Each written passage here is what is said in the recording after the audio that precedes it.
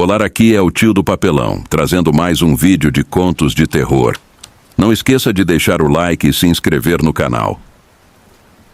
Alguns anos atrás eu estava morando com meu então namorado em uma casa nova, recém-adquirida. Era uma residência modesta com 2 quartos que estávamos transformando aos poucos em um lar acolhedor. Decidimos transformar um dos quartos em escritório, já que o único banheiro da casa só era acessível passando por ali. Isso causava certo desconforto, especialmente quando amigos passavam a noite no sofá, pois precisavam entrar no nosso quarto para ir ao banheiro, o que parecia invadir nossa privacidade. Em uma noite comum, ele saiu com alguns colegas do trabalho e eu fiquei sozinha em casa. O silêncio preenchia o ambiente enquanto eu me preparava para uma noite tranquila. Passei as primeiras horas assistindo TV e comendo um delivery. Às vezes eu ouvia ruídos estranhos, como pequenos estalos ou arranhões, mas, sempre que tentava prestar atenção, os sons desapareciam. Quando a noite avançou, decidi usar o computador um pouco antes de dormir. Nossa linha telefônica ainda não estava instalada e meu celular pré-pago estava sem créditos, então eu não tinha como ligar para ninguém. No escritório, a única luz vinha de uma pequena luminária que mal iluminava o espaço, deixando o ambiente quase sombrio. Enquanto digitava no laptop, um som estranho voltou a chamar minha atenção. Era um barulho sutil, como um chocalho distante. Fiquei em dúvida se era real ou se minha mente estava me pregando peças. Desliguei a música para ouvir melhor. Dei uma olhada pela casa e pela janela do escritório, mas tudo parecia normal. O quintal, pequeno e cercado por um muro de tijolos, estava escuro, sem nada que chamasse atenção. Voltei para o escritório e tentei me concentrar novamente. Alguns minutos depois, um som metálico, como se 2 peças de metal fossem raspadas uma contra a outra, ecoou. O som era baixo, mas intenso, como se alguém estivesse tentando não ser ouvido. Meu coração acelerou e, sem pensar muito, peguei uma barra de ferro que havíamos encontrado no fundo de um armário. Decidi não acender as luzes para não entregar minha localização a um possível invasor. Tranquei a porta do escritório e coloquei uma cadeira sob a maçaneta para reforçar a tranca. O tempo passou lentamente e por cerca de 20 minutos nada mais aconteceu. Eu comecei a achar que estava exagerando, talvez por estar sozinha pela primeira vez naquela casa. Foi então que ouvi vozes sussurradas. Eram 2 homens falando baixo e parecia que estavam do lado de fora, próximo à janela do escritório, que estava levemente aberta. Fui até o banheiro, que tinha uma janela com vista para o beco atrás da casa. Abri a janela com cuidado, tentando identificar de onde vinham os sons. Consegui ouvir fragmentos da conversa, o suficiente para perceber que eles estavam de olho nas coisas de valor que tínhamos, como as guitarras, o computador e a câmera. Parecia que eles sabiam que eu estava sozinha e esperavam que eu adormecesse para agir. Fiquei em silêncio, ouvindo. De repente, um som alto reverberou pela casa, como se tentassem arrombar o portão. Vi o portão tremer a cada impacto e o pavor tomou conta de mim. Sendo pequena e indefesa, tudo o que pude fazer foi segurar firme na barra de ferro, pensando em onde me esconder. De repente, uma luz forte iluminou o quintal. Meu coração disparou, achando que os intrusos estavam usando uma lanterna. Mas então ouvi latidos e vozes exaltadas. A casa vizinha havia acendido a luz externa e os homens começaram a fugir pelo beco. Fiquei trancada no escritório até meu namorado chegar de madrugada. Na manhã seguinte, ao sair no quintal, vi que o portão estava pendurado por uma única dobradiça, com sinais de que tentaram forçar a fechadura. Até hoje sinto um frio na espinha ao pensar no que poderia ter acontecido se a luz da casa vizinha não tivesse acendido a tempo. Há mais de 20 anos algo aconteceu que eu jamais esqueci. Meu filho nasceu prematuro, com apenas 32 semanas, mas felizmente ele não teve complicações graves. Um mês depois conseguimos trazê-lo para casa, embora ele ainda precisasse de oxigênio e de um medicamento para manter seu batimento cardíaco regular. No entanto, após nossa chegada, eventos estranhos começaram a ocorrer. Nosso gato, que antes frequentava todos os cômodos, evitava entrar no quarto do bebê. O cachorro, por sua vez, sempre se posicionava no pé da escada, inclinando a cabeça como se ouvisse algo imperceptível. Várias vezes, enquanto trocava as fraldas do meu filho, começava a conversar achando que meu marido havia entrado no quarto, mas ao me virar percebia que estava sozinha. Recebemos de um amigo um brinquedo do Garibaldo, ou Garibaldo, que dizia "esconde, esconde", quando seus olhos eram cobertos e descobertos. O brinquedo disparava sozinho, mesmo depois que o guardei em uma caixa dentro do armário. Meus pais nos deram um monitor de bebê como presente, que vinha com uma almofada sensível que colocávamos sob o colchão. O alarme tocava se não detectasse nenhum movimento por um certo tempo. Como nosso filho era bem pequeno, pesando apenas 2,3 quilos ao chegar em casa, o alarme soava frequentemente, me fazendo acordar, ir ao quarto dele e verificar. Ele sempre estava bem, e eu assumia que o alarme disparava porque o monitor tinha dificuldade em detectar sua respiração devido ao seu peso. Durante esse período, comecei a ter sonhos frequentes com uma figura feminina em seu quarto. Eu nunca conseguia ver seu rosto claramente, apenas a sombra de uma mulher de cabelos longos que ficava ao lado do berço.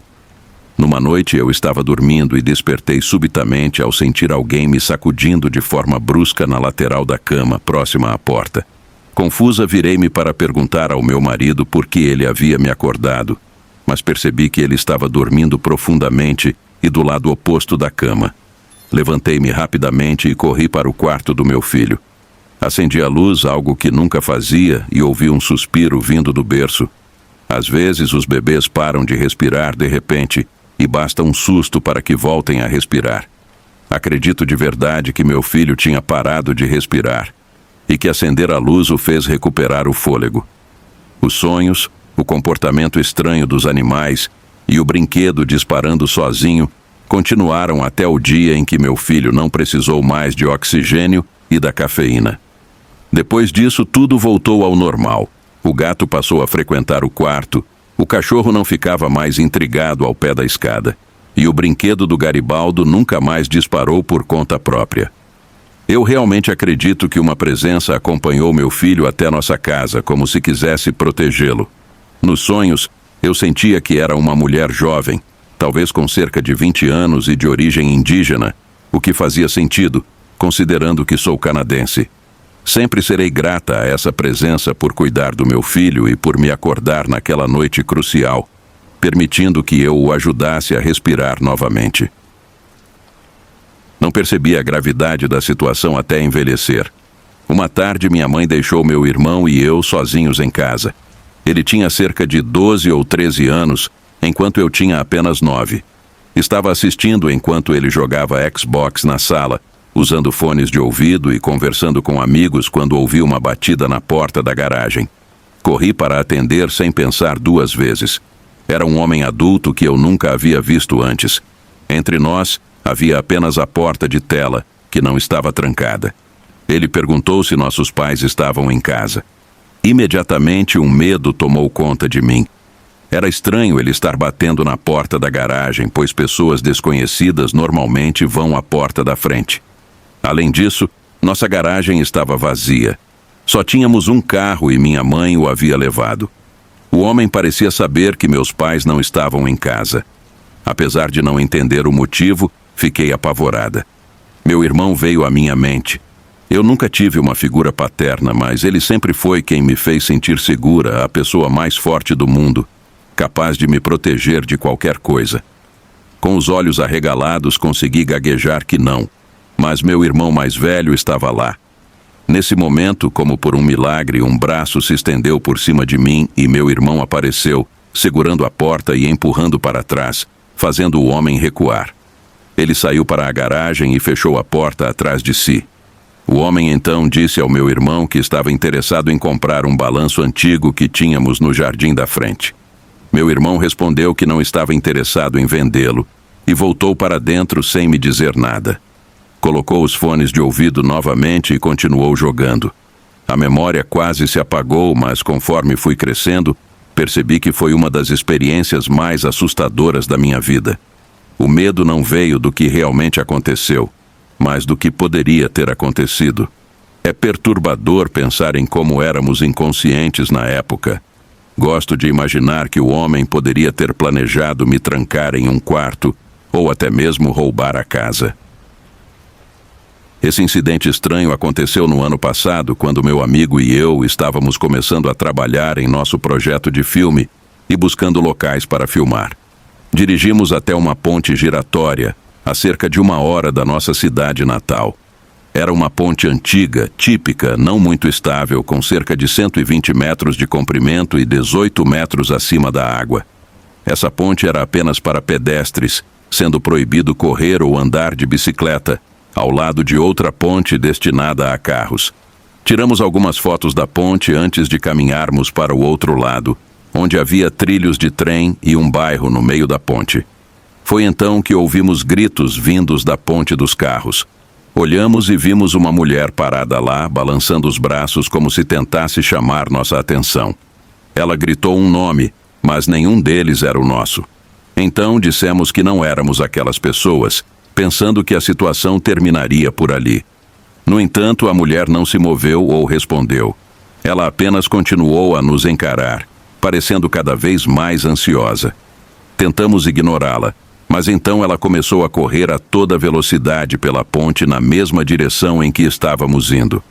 Achamos isso estranho, mas apenas rimos e seguimos em frente. Ao chegarmos do outro lado da ponte, começamos a filmar perto dos trilhos do trem. Sabíamos que não era seguro, mas era um ponto de travessia habitual para a trilha da ponte. Enquanto filmava uma cena, ouvi uma voz familiar gritando atrás de mim. Era a mesma mulher, gritando a mesma coisa. Ela estava parada no topo de uma colina do outro lado dos trilhos. Novamente gritamos que não a conhecíamos e que não éramos quem ela pensava que éramos. Mas desta vez a mulher começou a correr em nossa direção. Agora estávamos realmente assustados, sem entender por que ela queria tanto chegar até nós. Rapidamente pegamos nossas coisas e voltamos para a ponte, mesmo sabendo que não deveríamos correr. No entanto, andamos o mais rápido que pudemos, fazendo a ponte balançar. O instinto de lutar ou correr parecia estar assumindo o controle. Quando chegamos à metade da ponte, a mulher nos alcançou. No início, ela ainda estava gritando, mas agora sua voz soava cheia de raiva. Eu me virei para ver a que distância ela estava e percebi que ela havia parado no início da ponte. Notei também que ela estava segurando algo nas costas. Embora ela tenha parado de correr atrás de nós, continuamos avançando pela ponte. Ao chegarmos ao outro lado, olhamos para trás e vimos a mulher ainda lá, mexendo em algo nas mãos. Minha amiga pegou o telefone e começou a gravá-la. Assim que a mulher percebeu que estávamos filmando, ela se virou e foi embora. Nunca descobrimos por que ela nos perseguiu ou o que estava segurando. Às vezes me pergunto se ela precisava de ajuda. É estranho que, mesmo após dizermos várias vezes que não éramos as pessoas que ela procurava, ela ainda nos seguiu. Cerca de 1 semana depois disso, tive dificuldade para dormir, pois não conseguia parar de pensar no que ela poderia querer fazer conosco. Isso aconteceu alguns anos atrás, quando eu e meu irmão alugávamos um apartamento juntos. Era fevereiro e o aluguel vencia no dia 5. Para não arriscar atrasos, decidimos ir ao banco sacar o dinheiro. O ar frio do inverno estava fresco, e enquanto caminhávamos para casa, percebi como o bairro estava vazio naquele dia. Quando cheguei em casa, saí do apartamento e fui até o escritório do aluguel para fazer o pagamento. Recebi o recibo e tudo, mas foi ao voltar que os problemas começaram. Ao cruzar a rua, avistei um homem alto e magro com as calças penduradas na cintura. Olhei para ele como qualquer um faz ao ver alguém pela rua. Assim que ele percebeu meu olhar, começou a gritar, cheio de raiva. Ei, ninguém está falando com você, ninguém está pensando em você. Fiquei surpreso e chocado. Para evitar conflitos, ignorei e continuei caminhando sem olhar para ele. No entanto, o homem se irritou ainda mais e começou a gritar ainda mais alto. Ele então atravessou a rua e se sentou nos degraus de um prédio de apartamentos, bem no meu caminho. Ele ficou me observando, o que me deixou bastante desconfortável. Era como se ele estivesse esperando eu passar para agir. Meu coração disparou.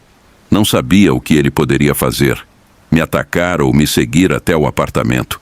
Então lembrei que havia uma entrada nos fundos do prédio. Decidi dar a volta e usar essa entrada para chegar em casa. Assim que contei ao meu irmão o que havia acontecido, decidimos chamar a polícia. Fizemos a ligação e eles chegaram em cerca de 7 minutos.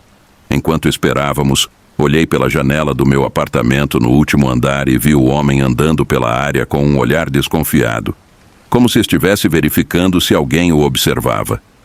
A polícia apareceu e ouviu meu relato, além de receber uma descrição do homem. Eles concordaram em fazer uma verificação rápida na área, mas não conseguiram encontrá-lo. Disseram que ficariam atentos, mas nada mais aconteceu. Não sei quem era aquele homem, mas tenho certeza de que, se meu apartamento não tivesse uma entrada nos fundos, as coisas poderiam ter sido muito piores. Não esqueça de deixar o like e se inscrever no canal. E acompanhe o vídeo anterior. Até a próxima!